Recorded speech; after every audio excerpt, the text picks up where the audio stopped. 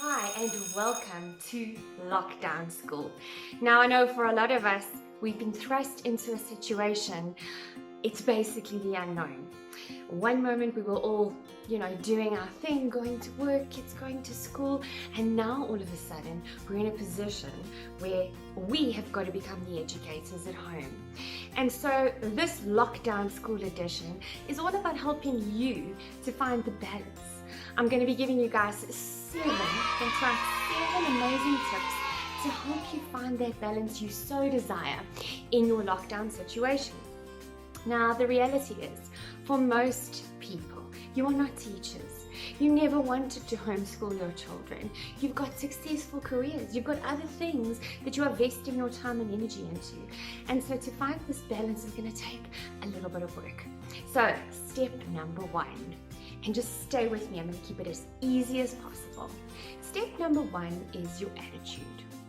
What kind of an attitude are you going into lockdown school with? So your kids are at home with you, you're trying to juggle that and a career. What attitude are you portraying? Are you going to be positive about it because there is nothing we can do?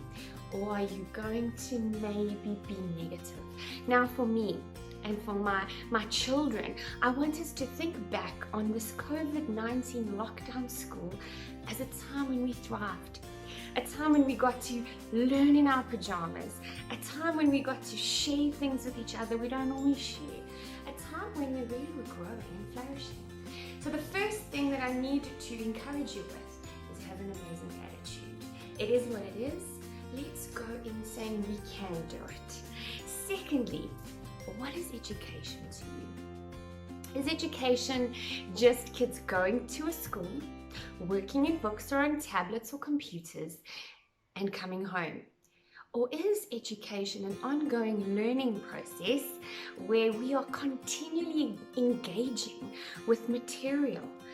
Now, for me and my household, what we've been doing a lot of is investigation, learning things like cooking, playing, engaging in imaginative play. We've been doing a lot of work. Our teachers have sent amazing work from their schools, but we've also been learning different skills. So I don't want you to think of education merely as today my children need to do this maths program and this English program.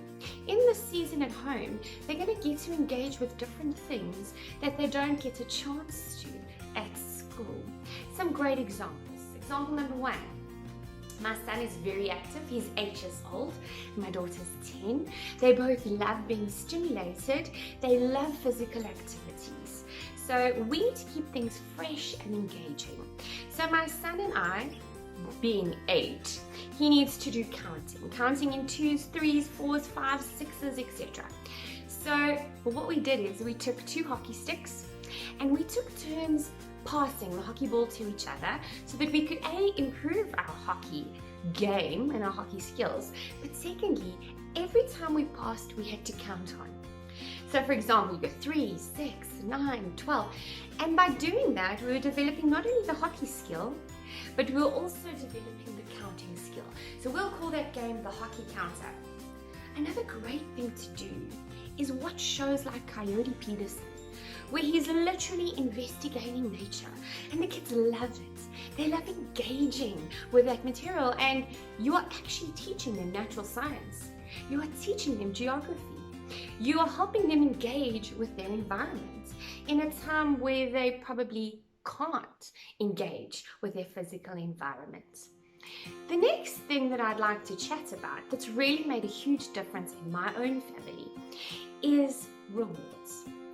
Now, a lot of parents that I've spoken to, and I'm one of them, we feel overwhelmed and stressed by the thought of needing to do our real work online and needing to teach our children as well, with all the work and the content and everything that goes with it. So what we developed in our household is a reward system.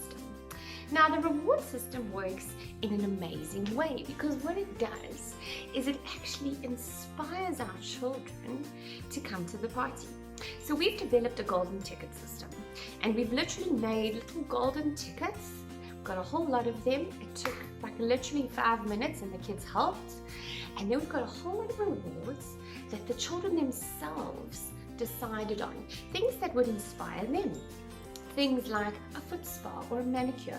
My daughter loves being pampered, she is 10, and so we developed foot spa, breakfast in bed, makeup day, things that she really can engage with. But then we've got things that are more, accommodating towards my son. Things like sleeping late, he loves sleeping late. So sleeping late day, going to bed at 10, for him that's unbelievable. Your own choice of movie as a reward, your choice of game as a reward, dance party, getting to bake something delicious. The list is endless, and obviously you'll need to choose things that work for your children and work for you. So for example, I'm not going to put a reward bake with mom because my baking is absolutely terrible, and you might not want to put pedicure down because maybe you are not experienced or don't enjoy giving people pedicures. So make sure that the rewards, A, are things that your kids really will enjoy, and B, things that you are capable of providing. Now, another important point on that is you need to make sure the kids get rewards every day, even if it's just one thing a day. At the end of the day, what we do is we say, right, how many golden tickets did you get today? Let's think. You did your maths beautifully, you did your English nicely, you were very good during creative hour. What should we give you?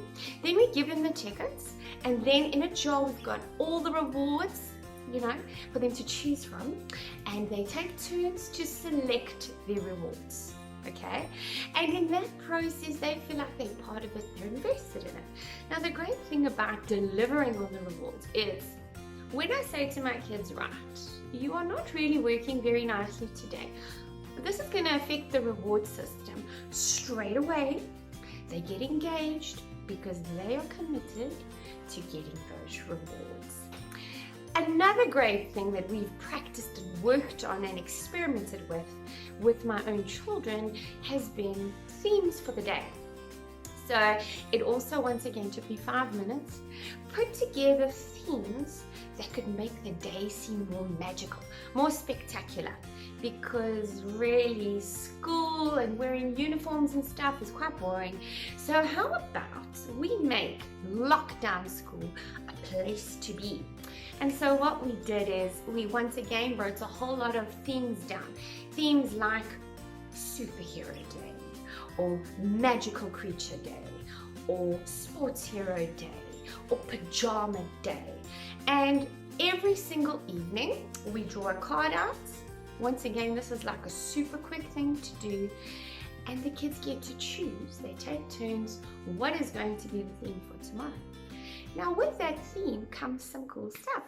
So my kids have had to go and search for whatever's in their cupboards, whatever's in their dresser boxes, whatever's in mom and dad's cupboards. They need to go and find a costume for the day. They can go do makeup, they can do hair, they can wear ridiculous clothing. They get to do it, whereas at school, it's very uniform. They would never get a chance to go to school dressed as a caterpillar. Just this morning, my son decided he's going to be a caterpillar. And so he pulled up a green sleeping bag and he wormed his way down the stairs to our working area. And that is how he spent the first 2 hours of the day. My daughter decided today, because today was like, fiction and magical creatures, that she was going to be a mermaid. So she dressed herself up in her mermaid tail and hopped her way down the stairs. And what we do then, every single movie that we watch in the day, most of our games, everything's kind of linked to that.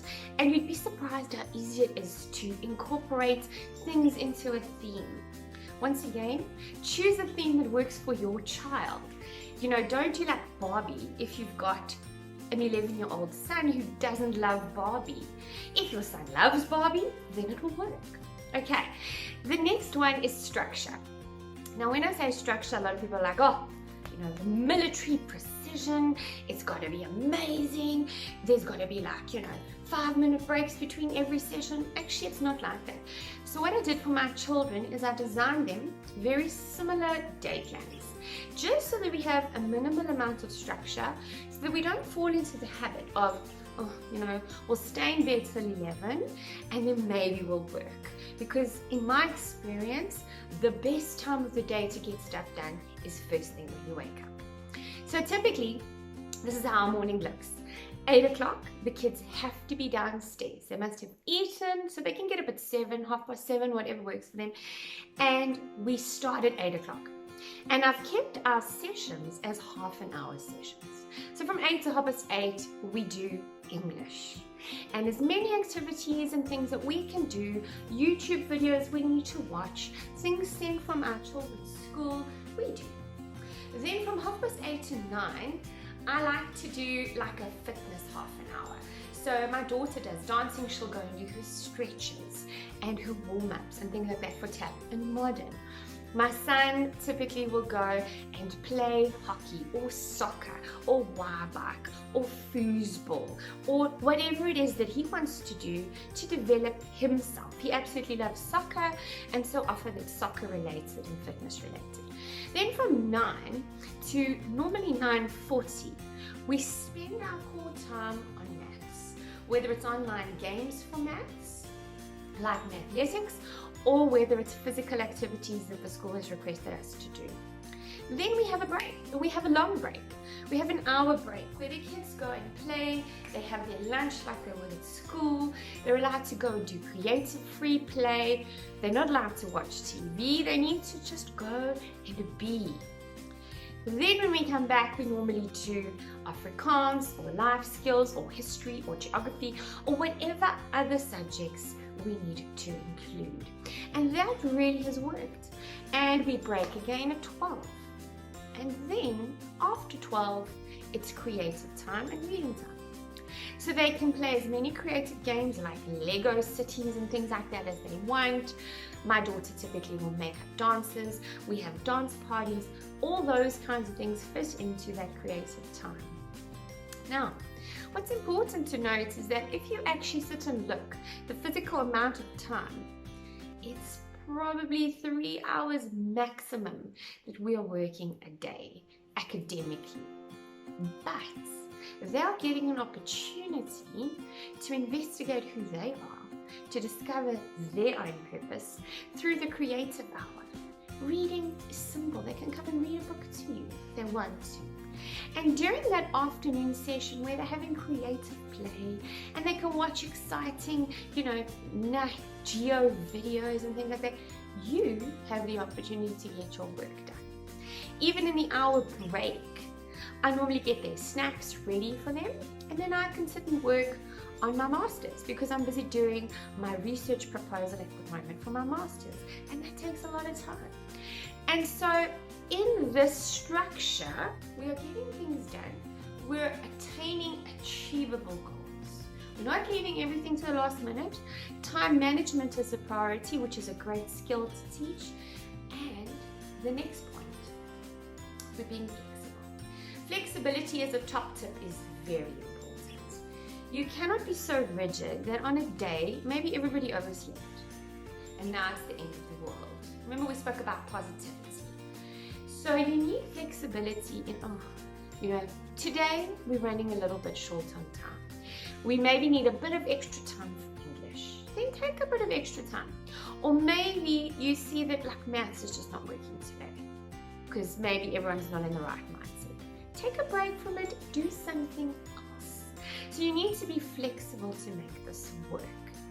And our last point, you'll have noticed everything in this 7 top tips is not related to academics, because academic learning is just one aspect. So the balance between fun and work needs to be there. I encourage you during this time, take time to play Uno or dominoes or Monopoly or Jenga or play Lego or do a little something.